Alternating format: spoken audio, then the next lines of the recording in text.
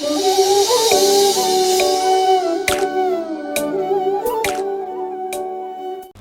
the Lord. ꯑꯩꯒꯤ ꯃꯤꯡ ꯆꯤꯡꯈꯩꯉꯝꯕ ꯍꯧꯔꯣꯡꯕꯝ ꯌꯦꯡꯕꯤꯔꯤꯕ ꯈ꯭ꯋꯥꯏ ꯃꯌꯥꯝꯕꯨ ꯏꯕꯨꯡꯉꯣ ꯖꯤꯁꯨ ꯈ꯭ꯔꯤꯁꯇꯒꯤ ꯃꯤꯡꯗ ꯇꯔꯥꯝꯅ ꯑꯣꯛꯆꯔꯤ ꯏꯆꯤꯟ ꯏꯅꯥꯎꯁꯤꯡ ꯉꯁꯤ ꯃꯄꯨ ꯏꯕꯨꯡꯉꯣꯒꯤ ꯋꯥꯍꯩ ꯈꯔꯗꯪ ꯏꯆꯤꯟ ꯏꯅꯥꯎꯁꯤꯡꯒꯤ ꯃꯐꯝꯗ ꯁꯦꯌꯔ ꯇꯧꯖꯅꯤꯡꯉꯤ ꯑꯩꯈꯣꯏꯒꯤ ꯗ ꯒꯣꯁꯄꯦꯜ ꯑꯣꯐ ꯖꯣꯟ ꯆꯦꯞꯇꯔ 8ꯇꯒꯤ ꯍꯥꯏꯕꯗꯤ ꯖꯣꯍꯥꯟ ꯄꯟꯗꯨꯞ 9ꯗꯒꯤ ꯃꯄꯨ ꯏꯕꯨꯡꯉꯣꯒꯤ ꯋꯥꯍꯩ ꯑꯃꯠꯇ ꯁꯦꯌꯔ ꯇꯧꯖꯒꯦ ꯃꯁꯤꯒꯤ ꯀꯣꯟꯇꯦꯛꯁꯁꯦ ꯅꯨꯄꯥ ꯂꯥꯟꯅꯔꯤꯉꯩꯗ ꯐꯥꯕ ꯅꯨꯄꯤꯒꯤ ꯃꯇꯥꯡꯗꯅꯤ ꯖꯣꯍꯥꯟ ꯄꯟꯗꯨꯞ 9ꯒꯤ ꯄꯗ 13 ꯑꯔꯣꯏꯕ ꯂꯥꯏꯟꯗꯨ ꯈꯛꯇ ꯑꯩ ꯄꯥꯟꯖꯒꯦ ꯁꯤꯗꯩꯁꯤꯗ ꯍꯥꯏꯕꯁꯦ ꯖꯤꯁꯨꯅ ꯅꯨꯄꯤ ꯑꯗꯨꯗ ꯍꯥꯏꯔꯛꯏ ꯑꯩꯅꯁꯨ ꯅꯪꯕꯨ ꯂꯥꯜꯍꯟꯗ꯭ꯔꯦ ꯆꯠꯂꯣ ꯍꯧꯖꯤꯛꯇꯒꯤ ꯍꯧꯅ ꯄꯥꯞ ꯑꯃꯨꯛ ꯇꯧꯔꯨꯔꯅꯨ ꯏꯆꯤꯟ ꯏꯅꯥꯎꯁꯤꯡ ꯍꯧꯖꯤꯛꯇꯒꯤ ꯆꯍꯤ 2000 ꯃꯃꯥꯡꯗ 이봉호 지수 크리스트기 마망다 ධර්මꯒꯤ 오자싱 하이바 타레 아퍼 사저닝바 오자 카라 religious leaders religious mafiasing 하이바 타레 거 마tam두기 pharisising scribesing मखोइना चंगागा नुपा लानरिङैदा फाबा नुपी अमा पुरकलगा जिसुसे वाहंगदा मखोइना हंगदा वाहंग अदुना मखोइना जिसुसे वाहंगी लांगदा थुहल्लगे हाइदुना वाहंग हंकी जिसु ख्रिस्टदा अखोइ जॉन चैप्टर 8 वर्स 5 सिदा पद मंगा सिदा अखोइ उब फंगी मखोइना हाइबसे मोजेसना पीबा अखोइगी वाइल जाथंगददी असिगुम्बी नुपी असि नुंगना थादुना हातलु हाइबने इबुंगोना करी हाइबी बगे असिगुमना वाहंग हंगागा वाहंगी लांगदा जिसु ख्रिस्ट से थुहल्लगे सिनी मखोइना खलंबसे मरमदुना असिगुम्बा यामना अरुबा वाहंग अदो मतमदुदा हंगमी जिसु ख्रिस्टदा अदु इबुंगो जिसु ख्रिस्टदी मसामक इबुंगो महाकनी ईश्वरनी महाकती मरमदुना महाकना यामना फजबा मोंगदा मोजेसकी वाइल जाथंगबु थुसु थुगाइदबा अदुगा नुपी अदुसु यामना नुंसीबा मोंगदा मागी थौजालगा लोइना कन्ननबा लंबी अदो महाकना उत्पिरमी अई मखताना पाजरके पद 3 हाइबसे असुमना मखोइना हंगलकलदुना लेरिङैदा इबुंगोना ममाय हाइगतलक्तुना मखोइदा हाइरई नखोइगी मरक्तगी पाप चेंदबा महाक अदुना हाना नुंग थासनु हालेलुया असिने असि हेक हंगबा मिकुप्तगी असि हेक हाइरुबा मिकुप्तगी इबुंगो जिसु ख्रिस्टना हाइरिबा पाप चेंदबा नखोइगी इरक्ता पाप चेंदबा यावरिबा मियोय अदुना अहान मनुंग अदो थासनु अहान मनुंग अदो लंगसनु हाइरुबदगी असिदैसिदा यावरिबा अफा साजनिंगबा धर्मगी ओजासिंग धर्मगी लीडरसिंग फेरेसिसिंग स्क्राइबसिंग तपना तपना अमममता तौना नुंगदो थादरमगा अदुम चटखी है हनखी है बाइबल ना ताकपिरमबसे मफम अदुदा तिल्लिबा मियामसिंगदुना पाइरमबा नुंगसिंगदो अमममता तौना थमलमलगा मखोय अदुम चटखी मखोय नुपी अदुबु अरानबा ताहनगे हाइनो लांबसिंगदो अरानबा ताहनबा ngамखिद्रे अदुबु इबुंगो जिसु ख्रिस्ट महाकनदी नुपी अदुबु कंडेम तौबा ngami अरानबा ताहनबा ngami माबु पनिशमेंट पीबा ngami अदु महाकनदी पनिशमेंट पीखिरमदे हाइबसिने सी नाउसिंग अखोइने जोहान पन्दुप 9 गी पद 10 दा अदुम येंगबा मतमदसु इबुंगो जिसु ख्रिस्टना पद 10 दा नुपी अदुदा सुमना हंकी हे नुपी मखोय अदु कदाइदा लैखरे नंगबु अरानबा ताहनबिनबा कना अमत लैत्रब्रा हाइना हंगे येंगो मपु इबुंगोगी वाहै असे हाइबदी इबुंगो जिसु ख्रिस्टगी वाहै असे थौजालना थल्ली नुंगसिबना थल्ली हाइबसिने मांगना हंगिबदुगी मरमदी इबुंगो जिसु ख्रिस्टना नुपी अदुबु यामना नुंगसी हाइबसिने हाइबदी अखोय खुदिंगमपु यामना नुंगसी अखोय खुदिंगमक पापता लाक्सलगा लैरबा मियोय खक्तनी पाप की लांगदा थुरबा मियोय ngakतनी अदुबु मपु इबुंगोना खंगबी अखोयसे क्यामु यामना सोली सागी पांगलना थुरिबा लांग अदुदगी थोलकपा ngamloi हाइबदो खंगबीबगी मरमना इबुंगो जिसु ख्रिस्टना थौजाल उलमे नुपी हाइसे सिगा यावरिबा नुपा लानरिङैदा फाबा नुपी असे असि अखोय खुदिंगमकने अखोय खुदिंगमकपु रिप्रेजेंट तौरिबने सी नाउसिंग अखोय खुदिंगमक पाप की कोमदा तारबा ngakतनी सी नाउसिंग अदुबु इबुंगो जिसु ख्रिस्टगी थौजालगी वाहै अदुना महाकना अखोयबु क्यामु यामना नुंगसी हाइबसे उतलिबने सी नाउसिंग इबुंगो जिसु ख्रिस्टना नुपी अदुदा हंगलिबा वाहंग अदुना नुपी अदुना मसाना कनानसो महाकपु लालहनबिद्रे हाइबगी खुमकपगी तंजा अदो पिबीबने हाइबसिने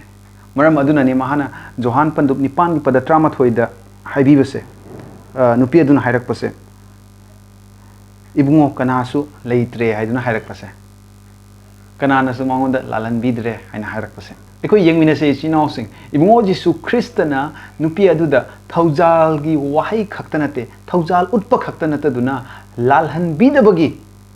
khudol adusu pinabire haibasini ekoi na ngasai ahoda pathokche kibedo ibungo jisu kristana sumna haiki aina sunangbu lalhandre chatlo haujiktagi hauna pap amuk tawranu haiduna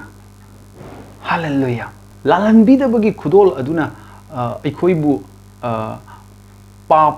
ta thudna leiramiba lang ado adudagi ekoi tholakpa ngami haibasini sinawsing ekoi amuk hanna pap tawningba phawroi maramdi ekhoida mapu ibungona lalhanbidanabagi khudol ado pinabire haibasini sinawsing amen sinawsing ekoi kawgumsi nang aingonda ibungo jisu krista bu kanbibu mapune na thajabagi mapaldagi mapu ibungona lalhanbidabagi khudol ado ekhoida pinabi khrabne mapu ibungona nahakpusu lalhanbidre God will never ever condemn you again because you believe Jesus Christ as your personal Savior. Ibungo Jisu Krista bu nahakna kanbibu mapune na lawsan bagi maramna ngasidi ibungo mahana nahakpula lalhanbidre aikoi Romeo pandu nipan gi padam amadasu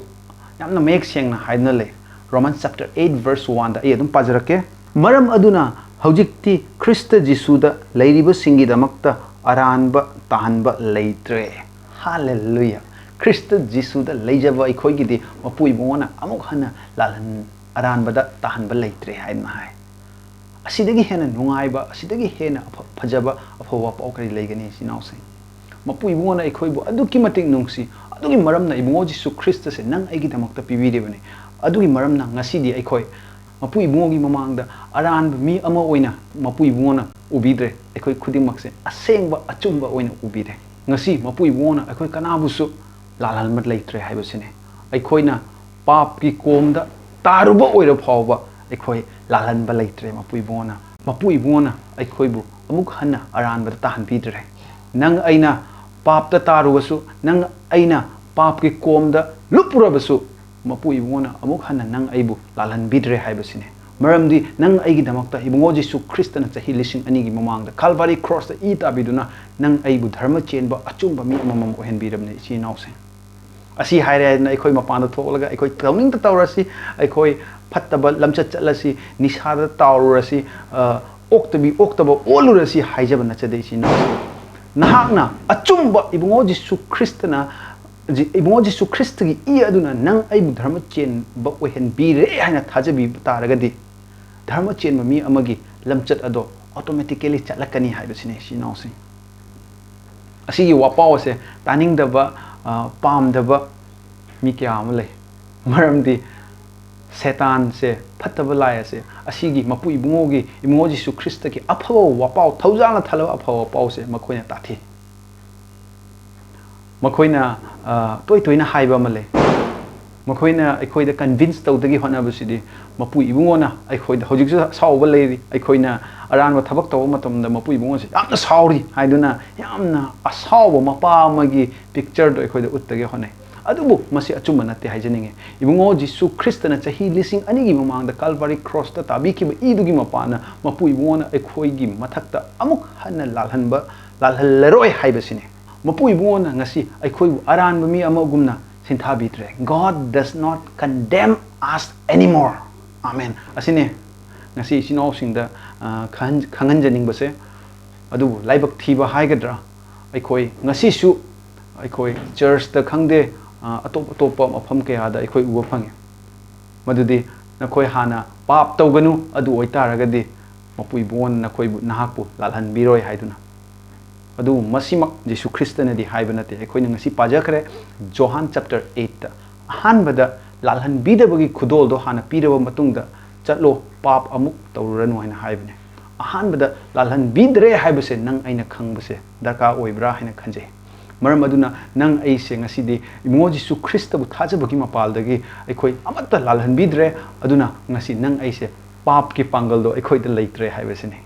amen ekhoi da ngasi mapu ibungo gi miengda nang aise dharma chenba oina ubire nang aranba minate Jisu Krista gi mapaldagi nang aseng mi oirabane yengbiri bai chi no mayamusu aina puning thawatchaning basidi